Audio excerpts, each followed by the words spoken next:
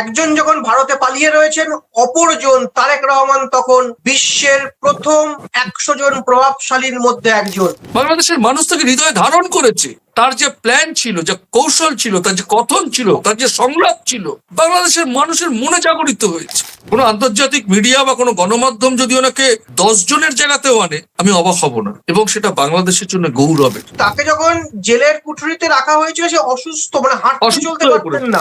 আজকে যদি 71-এর বাংলাদেশ স্বাধীন না হতো, তাহলে বাংলাদেশের মানুষ তার জাতীয় পতাকা বুকে হাতে নিয়ে ধারণ করতে পারতো না যে আমি স্বাধীন বাংলাদেশে বসবাস করি। এক কথায় কিভাবে বলা যায় সেটা বোধহয় ভাবতে হবে।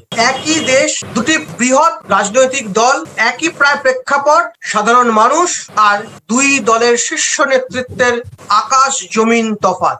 একজন প্রায় 17-18 বছর অন্য দেশে থেকে অসুস্থতা কাটিয়ে শরীরের একাধিক ঘা প্রতিঘাত সামলে নিজেকে তৈরি করে তিলে তিলে নানা অত্যাচার সহ্য করে মায়ের মৃত্যু শোক, পরিবারের মৃত্যু শোক সামলে দেশের মানুষের জন্য ফিরে এসছেন। দেশের মানুষের ম্যান্ডেট নিয়ে, দেশের মানুষের সমর্থন নিয়ে দেশের প্রধানমন্ত্রী হয়েছে। আরেকজন দীর্ঘদিন প্রধানমন্ত্রী থাকার পর দেশের মানুষ তাকে তাড়িয়ে দিয়েছে। যে দেশকে, যে দেশের জন্য তিনি অনেক কিছু করেছেন বলে দাবি করেন, সেই দেশের মানুষ তথ্য দিয়ে বুঝিয়েছেন সবকিছুর মধ্যে লুকিয়ে রয়েছে দুর্নীতি, সবকিছুর মধ্যে লুকিয়ে রয়েছে সন্ত্রাস, সবকিছুর মধ্যে লুকিয়ে রয়েছে স্বজন পোষণ, সবকিছুর মধ্যে লুকিয়ে রয়েছে ব্যক্তি স্বার্থ চরিতার্থ করার এক ঘৃণ্য চক্রান্ত। প্রথমজন যদি বিএনপির চেয়ারম্যান, বর্তমান বাংলাদেশের প্রধানমন্ত্রী তারেক রহমানের হন, দ্বিতীয়জন আওয়ামী লীগের প্রধান, বাংলাদেশের প্রাক্তন প্রধানমন্ত্রী শেখ হাসিনা। সব থেকে মজার জিনিস, একজন যখন ভারতে পালিয়ে রয়েছেন, অপরজন তারেক রহমান তখন বিশ্বের প্রথম 100 জন প্রভাবশালীর মধ্যে একজন। আমরা বলছি না, বলছে গোটা বিশ্বের অন্যতম প্রভাবশালী সংবাদ মাধ্যম ম্যাগাজিন টাইমসের 2026 সালের বিচারে তারেক রহমান প্রথম 100 জন বিশ্বের প্রভাবশালীর মধ্যে একজন। এটা বোধহয় বিএনপি বাংলাদেশ তারেক রহমানের অন্যতম বড় সাফল্য। তিনি যে দেশের জন্য তার লড়াই, যে দেশের জন্য তার লড়াই, যে দেশের মানুষের জন্য, এই ঘটনাই বোধহয় এই পরিসংখ্যার মধ্যে সেটাই প্রমাণ করে। আজকের প্রাসঙ্গিক প্রসঙ্গে তারেক রহমানের এই প্রথম 100 জনে আসার লড়াই সত্যি কি এটা বাস্তবসম্মত, সত্যি কি এটা দেশের সাফল্য, সত্যি কি বিএনপির সাফল্য, সত্যি কি তারেক রহমানের সাফল্য, এই সামগ্রিক বিষয় নিয়ে আমাদের প্রাসঙ্গিক প্রসঙ্গ। রয়েছেন প্রথম কলকাতা ডেপুটি এডিটর পরমাশিস ঘোষ রায়। পরমাশিস, স্বাগত আপনার। নমস্কার। পরমাশিস, যে প্রতিবেদনটি বা যে সংখ্যাটি প্রকাশিত হয়েছে টাইমস ম্যাগাজিন, বিশ্বের অন্যতম প্রভাবশালী শক্তিশালী ম্যাগাজিন, যার প্রতিবেদন আমরা প্রতিটি দেশবাসী, প্রতিটি ভারতবাসী, প্রতিটি বিশ্ববাসী মেনে চলতে বাধ্য, নজরে রাখতে বাধ্য। যে বাংলাদেশ আজ থেকে 1 বছর আগেও নানা রক্তপাত, সংগ্রাম, সন্ত্রাস, মৃত্যু, হাহাকার এর মধ্যে দিয়ে গিয়েছে, প্রচুর মানুষের প্রাণ গিয়েছে, সেই বাংলাদেশের প্রধানমন্ত্রী প্রথম 100 জন প্রভাবশালীর মধ্যে একজন। এটা বোধহয় শুধু বিএনপির সাফল্য নয়, এটা বাংলাদেশের সাফল্য। বাংলাদেশকে যারা ভালোবাসেন সেই মানুষগুলোর সাফল্য, তাদের অহংকার, তারা আজকে তাদের স্থান, আর তারা আজকে যেটা হারিয়ে গিয়েছিল গোটা বিশ্ব থেকে বাংলাদেশের নাম, সেইখানে তারা তারেক রহমানকে সামনে রেখে পৌঁছাতে পারছেন। দেশের কথা বলার একটা মানুষ বলে তারা পেয়েছে। এটা গোটা বাংলাদেশের অহংকার। কিভাবে দেখছেন এই বিষয়টা? দেখো, তোমাকে আমি একটা এই বিষয়ে আলোকপাত করতে যদি হয় বা বিশ্লেষণ বা সংলাপ যদি জারি রাখতে হয়, আমি 2-1টা কথা প্রথমে বলবো। এটা ওপার বাংলার মানুষও জানে, এপার বাংলার মানুষও জানে যে বাংলা সাহিত্যে একজন কবি আছেন, তার নাম হচ্ছে কবি সুকান্ত ভট্টাচার্য। তার একটি লেখা আছে কবিতা ছাড়পত্র। সেই ছাড়পত্র কবিতায় 2-1টা লাইন আছে, তোমাকে এই শিশুর বাসযোগ্য করে যাব আমি নবজাতকের কাছে আমার দৃঢ় অঙ্গীকার। উনি 2025-এর 25শে ডিসেম্বর ঢাকার মাটিতে পা রেখেছেন। আর তার 17 বছর আগে একটা ভয়াবহ শূন্যতা নিয়ে, অসহায় বোধ নিয়ে তাকে দেশ ছাড়তে হয়েছিল। আমার মনে হয় তিনি সেদিন দেশ ছেড়েছিলেন কবি সুকান্তের এই কবিতার এই 2-1টা লাইনকে হৃদয়ে ধারণ করে। তার কারণ, আবারও বলি, তোমাকে শিশুর বাসযোগ্য করে যাব আমি নবজাতকের কাছে, এ আমার দৃঢ় অঙ্গীকার। আমার ধারণা তারেক রহমান সাহেবের বয়স যদি এখন 50-52, আমি ঠিক জানি না ওনার বয়সটা কত, যদি এরকম বয়স হয় তার একটু বেশি হয়। 17 বছরে যখন পিছিয়ে যায়, তা উনি যখন দেশ ছাড়ছেন তখন অনেক নবজাতক তারা হয়তো সবাই ভূমিষ্ঠ হয়েছেন বাংলাদেশের মাটি। তিনি এই কথাটা হয়তো হৃদয়ে ধারণ করে গেছেন। একটি ছেলে মাধ্যমিক বা উচ্চ মাধ্যমিকে যখন প্রথম স্থান অধিকার করে, একটা কাগজের প্রিন্টেড এখন ডিজিটাল হয়েছে, রেজাল্ট আমরা হাতে পেলে তাকে আমরা বুঝতে পারি সে প্রথম স্থান অধিকার করেছে। সেটা পশ্চিমবঙ্গে হোক, সেটা ভারতে হোক, সেটা বাংলাদেশে হোক, বা পৃথিবীর যে কোনো প্রান্তে হোক। কিন্তু সেই তার পড়াশোনার মেধা, অনুশীলন, অধ্যাবসায়, এটা কিন্তু অনেকটা জিনিস দীর্ঘ সময় ধরে বলার। আর সেই ছাড়পত্র উনি কবে নিয়ে এসেছিলেন 2025-এর 25শে ডিসেম্বর। ছাড়পত্র, আই হ্যাভ এ প্ল্যান। সরকারে আসার পর তিনি কি হলেন? বাংলাদেশ সবার আগে। আজকে টাইমস ম্যাগাজিন বলেছে, আমরা আলোচনায় বসেছি। বিষয়টা প্রভাবশালী না, বিষয়টা হচ্ছে প্রভাবশালী একটা মানুষ কখন হয়? আমার কথা সবাই শুনছে, আমার কথা হাজার মানুষ শুনছে, আমার কথা লক্ষ মানুষ শুনছে, আমার কথা কোটি মানুষ শুনছে। কোটি কোটি মানুষের হৃদয়ে তিনি স্থান পেয়েছে, এটা প্রভাবশালী নয়। যে মানুষটাকে দেশ ছাড়তে হয়েছে, চলে যেতে হয়েছে, বিতাড়িত হতে হয়েছে, সেই মানুষটা দেশে 17 বছর ছিল না, কিন্তু সেই মানুষটা দেশে এসেই 4 দিন 5 দিনের মাথায় তার মাতৃবিয়োগ হলো। সব শোককে তিনি জয় করেছেন বাংলাদেশের মানুষের অধিকার প্রতিষ্ঠার লক্ষ্য নিয়ে।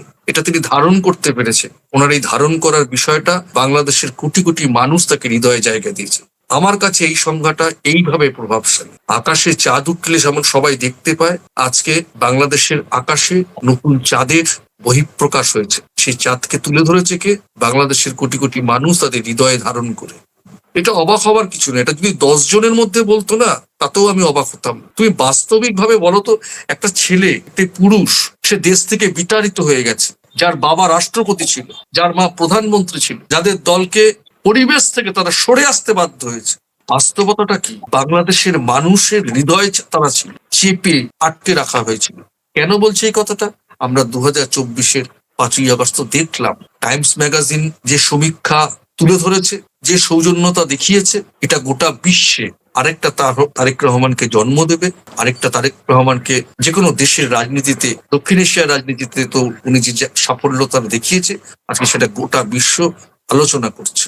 এটা তো বাংলাদেশের সর্বস্তরের মানুষের গৌরবের বিষয়। কেন বাংলাদেশের সর্বস্তরের মানুষ তারা জানে তারা কি তারা ধারণ করে, কি তারা চেতনায় জাগ্রত করে, সেটা প্রকাশ করেছে। সেই প্রকাশের ফল আজকে তাকে হচ্ছে বিশ্বের 100 জন প্রভাবশালীর মধ্যে একজন। 100 জন প্রভাবশালীর মধ্যে একজন তিনি নন, তিনি গোটা বিশ্বের মানুষের হৃদয় জায়গা পেয়েছে, সেই প্রভাবশালী। একদমই প্রমাশিস, মানে যে তালিকাটা প্রকাশ করা হয়েছে, যদি আমি তার নামগুলো বলি, সেই তালিকায় রয়েছেন যুক্তরাজ্যের প্রধানমন্ত্রী কিয়ার স্টারমার, রয়েছেন পোপ লিও চতুর্দশ, রয়েছেন ইসরায়েলের প্রধানমন্ত্রী নেতানিয়াহু, রয়েছেন নেপালের প্রধানমন্ত্রী বালেন্দ্র শাহ, রয়েছেন নিউ ইয়র্কের মেয়র মামদানি।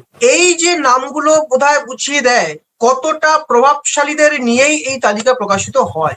আমাদের দেশেও মানে এর আগেও সোনিয়া গান্ধী থেকে শুরু করে বেশ কিছু প্রভাবশালীদের নাম এই তালিকায় ছিল। যে তালিকাটি প্রকাশ করা হয়েছে সেখানে বারবার বলা হয়েছে তারেক রহমান যেভাবে বাংলাদেশে ফিরে এসে বাংলাদেশকে সংগঠিত করার কাজ করেছেন, বেগম খালেদা জিয়ার মৃত্যুর পর এই শোক কাটিয়ে, মায়ের মৃত্যুর শোক কাটিয়ে যেভাবে দেশের মানুষের জন্য, দেশের মানুষের পাশে দাঁড়িয়ে, দলের পাশে দাঁড়িয়ে কাজ করেছেন, সেখানে তার এটাই স্বীকৃতি। প্রতিবেদনে উল্লেখ করা হয়েছে দেশের মূল্যবৃদ্ধি, একাধিক জায়গায় বিষয়ের মূল্যবৃদ্ধি, বেকারত্ব, আঞ্চলিক শক্তির বাড়বাড়ন্তের জন্য ভারতের মতন প্রতিবেশীর সঙ্গে দূরত্ব তৈরি, এমন একাধিক গুরুত্বপূর্ণ ইস্যুকে তিনি দক্ষতার সঙ্গে সামলেছেন, যে সামলানোর ফল আমরা ভারতীয়রা ভারতে বসে দেখতে পাই। গত 2-1.5 বছর আগেও, 6 মাস আগেও যে দিল্লি ঢাকা সম্পর্ক একটা ফাটল তৈরি হয়েছিল, সেইখানে সেই সম্পর্ক কিন্তু এখন অনেকটাই ভালো। এটাই বোধহয় তারেক রহমানের এই যে স্বীকৃতি, এই যে 100 জনের প্রভাবশালী দলে থাকার স্বীকৃতি, এটাই বোধহয় তার প্রমাণ করে তিনি মানুষের জন্য বা দেশের মানুষের জন্য কাজ করছেন। এই তথ্যগুলো মানে যে ভারত বাংলাদেশের মতন প্রতিবেশী দেশের সম্পর্ক, বাংলাদেশের সঙ্গে বা আরো প্রতিবেশী দেশের সম্পর্ক, বিশ্বের মধ্যে বাংলাদেশকে তুলে ধরার লড়াই, আরো স্পষ্ট করে বললে কোনো দেশের কাছে মাথা নত না করে বাংলাদেশকে তুলে ধরার লড়াই বোধহয় তারেক রহমানের এই 100 জনের নামের তালিকার মধ্যে থাকার স্বীকৃতি। কিভাবে বলবেন, কি দেখবে? দেখো, বাংলাদেশে উনি যখন আসলেন সেই অর্থে বাংলাদেশ তখন অশান্ত। সে অশান্ত বাংলাদেশে উনি 17 বছর পরে আসলেন। ওনাদের দল সেইভাবে অনেকটাই থমকে ছিল গত 15 বছর। সেই জায়গা থেকে দাঁড়িয়ে একটা মানুষের, যদি আমি খুব সোজাভাবে বলি, বুকের পাটা যেটাকে বলে, সেখানে দাঁড়িয়ে তিনি বললেন, আই হ্যাভ এ প্ল্যান্ড, এবং সবার আগে বাংলাদেশ। আমি যদি দেশ পরিচালনা করি, মানুষ যদি আমার পাশে থাকে। তো এই যে জেদ, এই যে মনন, এই যে মানসিকতা, এই যে রাজনীতিক, এই যে কৌশল, এই যে প্রশাসনিক দৃষ্টিভঙ্গি, বাংলাদেশের মাটি হাতে নিলেন তিনি। বাংলাদেশের সর্বোচ্চ বাস্তবিক যে বিষয়টা, যেটা একেবারে বাংলাদেশে যারাই প্রথমে যান, এয়ারপোর্টে যান, সড়ক পথে যান বা ট্রেনে যান, বাংলাদেশে একটা জ্যামজট কোন লেভেল থেকে, উনি গ্রাসরুট লেভেল থেকে জ্যামজট আটকাতে গেলে কি করতে হবে, সেই কৌশলগুলো, বিষয়গুলো আমরা তো পরখ করলাম। গাড়ির বহর ব্যবহার বেশি করা যাবে না, সিগন্যালে নিজেকেই দাঁড়াতে হবে। তিনি যখন বিদ্যুৎ ঘাটতি কমালেন, বিদ্যুৎ ঘাটতি কমাতে হবে, এই যে ইরান ইসরায়েলের যুদ্ধ, এই যে উনি যে কর্মসূচি নিয়েছে, একটা দেশকে গঠন করতে গেলে কত রকম 140 কোটির দেশের মানুষের, বাংলাদেশের মানুষের বক্তব্য, আওয়ামী লীগের দৃষ্টিভঙ্গি, আওয়ামী লীগকে ভারত সরকার দেখেছে। 20 কোটি দেশের একটা মানুষের প্রতিনিধি, সে দৃষ্টিভঙ্গির বদল ঘটিয়ে ফেললো ব্যবহারে, আচারে, আচরণে, প্রশাসনে, কৌশলে, রাজনীতির কার্যকারিতায়। আমি যদি বলি যে ভারত তার দৃষ্টিভঙ্গির বদল করেছে, ভারত তার দৃষ্টিভঙ্গির বদল করেনি, এটাকে বোঝানো হয়েছে, কিন্তু সেটাকে বাস্তবিক প্ল্যাটফর্মে এনে কার্যকারিতায় পর্যদস্ত, যেটাকে এক্সিবিশন করা, তারেক রহমান তো পারলেন। ভারত বাংলাদেশের সম্পর্ক এখন কোন জায়গায় যাচ্ছে? 20 কোটির সঙ্গে 140 কোটিকে মেলানোর চেষ্টা করছে। শেখ হাসিনা এখন কোনো ইস্যুই নয়, 20 কোটি মানুষের স্বার্থটা এখন বড় ইস্যু, তাদের জীবনটাকে বড় ইস্যু, তাদের দেশটাকে সুন্দরভাবে গড়াটা তাদের কাছে এখন বড় ইস্যু। তো স্বাভাবিকভাবেই টাইম ম্যাগাজিন যে দেখছেন, যে মানুষটা শূন্য থেকে শুরু করল, যার বাবা রাষ্ট্রপতি ছিলেন, যার মা প্রধানমন্ত্রী ছিলেন, সে সেই দেশে 17 বছর থাকতে পারেনি, তাহলে তো শূন্য থেকে তাকে শুরু করতে হবে। সেই শূন্য থেকে শুরু করার জায়গাটাতে কদিন পেয়েছে? কদিন? 1 মাস, 2 মাস, 3 মাস? কদিন পেয়েছে? 25শে ডিসেম্বর এসছে, 12ই ফেব্রুয়ারি জাতীয় নির্বাচন। বাংলাদেশের মানুষ তাকে হৃদয়ে ধারণ করেছে। তার যে প্ল্যান ছিল, যে কৌশল ছিল, তার যে কথন ছিল, তার যে সংলাপ ছিল, বাংলাদেশের মানুষের মনে জাগরিত হয়েছে। মানুষ তাকে মেনে নিয়েছে সব ক্ষেত্রে। ভবিষ্যৎ পরে কি হবে সেটা পরে বলবে, বর্তমান বাস্তবতায় আমাদের দেখতে হবে। বর্তমান বাস্তবতায় ভারত তার দৃষ্টিভঙ্গিকে নতুন ভাবে চালনা করছে, কাজে সেটা দেখিয়েছে। একটা মানুষ প্রভাবশালী, একটা মানুষ জনপ্রিয় কিভাবে হয়? তার নিজের জীবন, আদর্শ, পথ, পরিকল্পনা, প্রশাসন, রাজনৈতিক পথ চলা, আদর্শ, সবকিছু নিয়ে। তো সেই মানুষটা সবকিছু দিতে পেরেছে বলেই সঠিকভাবে আজকে সে প্রভাবশালী। প্রভাবশালী মানে যে কাউকে প্রভাবিত করতে। আমি তো অবাক হব না, কোনো আন্তর্জাতিক মিডিয়া বা কোনো গণমাধ্যম যদি ওনাকে 10 জনের জায়গাতেও আনে, আমি অবাক হব না। এবং সেটা বাংলাদেশের জন্য গৌরবের, দক্ষিণ এশিয়ার রাজনীতিতে একটা গৌরবের বিষয়, যে একটা মানুষ বিতাড়িত থাকার পরেও ফিরে এসে আবার একটা মানুষ ক্ষমতায় থেকে বিতাড়িত হয়। বাংলাদেশ দুটোই দেখাতে পারে, টাকার এপিটও দেখাতে পারে, ওপিটও দেখাতে পারে। বাংলাদেশ সাদাও দেখাতে পারে, কালোও দেখাতে পারে বলেই আজকে তারেক রহমান সাহেব বিশ্বে 100 জন প্রভাবশালীর তালিকায় অবস্থান করছে। একদম একদমই পরমাশিস, এটাই গণতন্ত্র। পরমাশিস, এই জায়গায় আমি একটুখানি আপনার কথা সংশোধন করতে চাই। আপনি বললেন যে তারেক রহমান বিতাড়িত, বোধহয় এই জায়গাটা একটু আমাদের সংশোধন করার মনে হলো দরকার, যে তারেক রহমানকে কিন্তু বিতাড়িত না, হ্যাঁ অবশ্যই বিতাড়িত না, তাকে চলে যেতে বাধ্য করা হয়েছে। বাধ্য করা হয়, মানে তিনি অসুস্থ, মানে তাকে যখন জেলের কুঠুরিতে রাখা হয়েছিল, সে অসুস্থ, মানে হাঁটতে চলতে পারতেন না। সেই চিকিৎসা করাতে গিয়ে, এবং সেই শেখ হাসিনার সরকার ক্ষমতায় এসে তাকে দেশে ফেরা নিষিদ্ধ করে দিয়েছিল, করেছিল। তার উপর যে মানে একজাতীয়তাকে বিতাড়িত হয়েছিল, অবিচার, মানে সে যার বাবা রাষ্ট্রপতি, যার মা প্রধানমন্ত্রী, যার ব্যাকগ্রাউন্ডে, তাকে এই ফল ভুগতে হয়েছিল। আমি তো বলবো বিতাড়িত।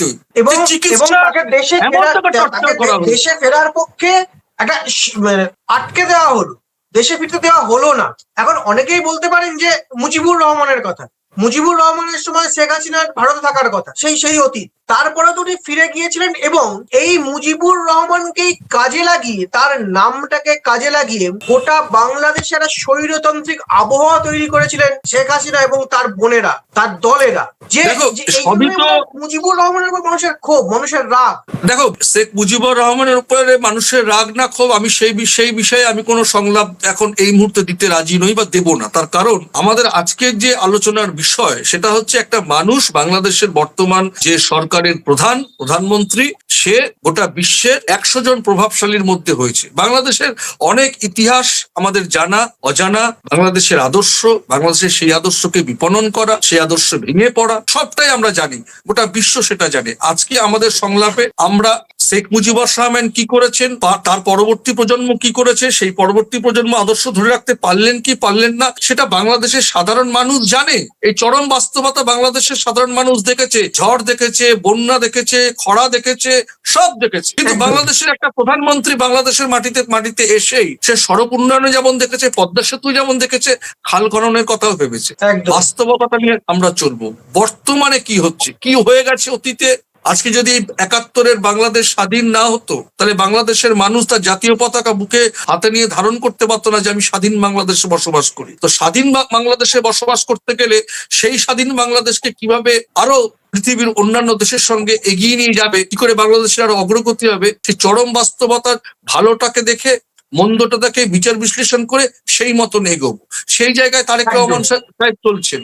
সেই জন্য আজকে তিনি বিশ্বে 100 জন প্রভাবশালীর মধ্যে একজন। একদমই পরমাশিস, বাংলাদেশ আরো এগিয়ে চলুক, তারেক রহমানের হাত ধরে বাংলাদেশের আরো সমৃদ্ধি হোক, বাংলাদেশের মানুষের আরো সমৃদ্ধি হোক, বাংলাদেশের অর্থনীতি ঘুরে দাঁড়াক। যে দেশের মেট্রোতে উঠলে, যে শহরের মেট্রোয় উঠলে 100 টাকার টিকিট কাটতে হয়, বাংলাদেশের মতন দেশের বোধহয় এটা সত্যি হাস্যকর। যেখানে হাজার হাজার মানুষ মেট্রোয় উঠছেন, সেখানে 100 টাকার টিকিট। আজকে কলকাতায় বসে আলোচনা করতেও বলে আমাদের একটুখানি ভয় লাগে। 100 টাকার টিকিট মেট্রোয়, গোটা শহর বেআইনি রিকশায় বন্দি হয়ে গিয়েছে।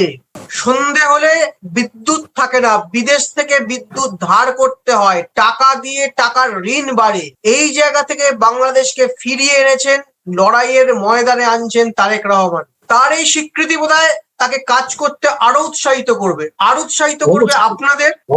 আমাদের আলোচনা সঠিক না বেঠিক সেইটা যদি আপনারা সঠিকভাবে জানান, তাহলে উৎসাহিত হব আমরা, আর আপনাদের এমন আরো বিশ্লেষণ দিয়ে আপনাদের উৎসাহিত করব আমাদের পাশে থাকার বা আপনাদের মতামত প্রকাশ করার। তাই আজকের আলোচনা সঠিক না বেঠিক, আপনারা সহমত না বিরুদ্ধ মত আমাদের লিখে জানান। আর চ্যানেলটি সাবস্ক্রাইব করা না থাকলে সাবস্ক্রাইব করুন। আপনাদের জরুরি পরামর্শ আমাদের এগিয়ে চলার পক্ষে অনেকটাই সাহায্য করবে। আজ এ পর্যন্তই, নমস্কার।